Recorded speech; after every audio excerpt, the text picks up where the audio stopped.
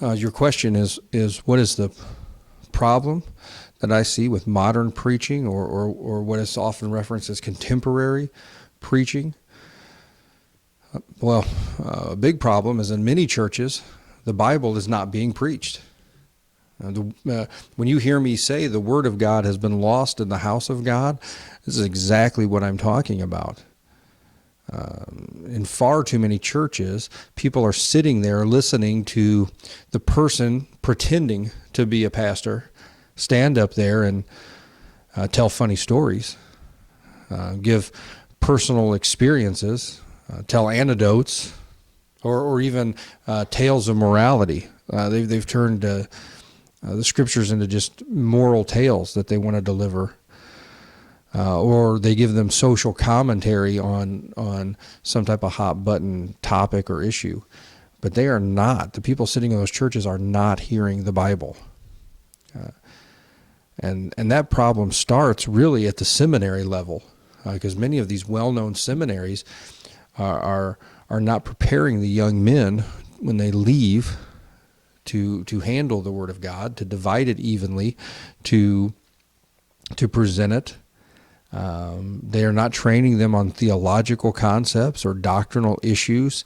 As a matter of fact, in far too many churches today, theology and doctrine are seen as dirty words or bad words. I once was told that a church, they didn't like talking about theology because it was divisive. That's just sad. That's just sad that that's the state of the church over here. And so you can poll members of many churches. You can poll the members of churches and ask them what their leaders believe on specific doctrines. And most of them cannot tell you what the leadership in their church holds to on those doctrines, what their church believes on those doctrines. So they're sitting in a church and they don't even know what that church believes.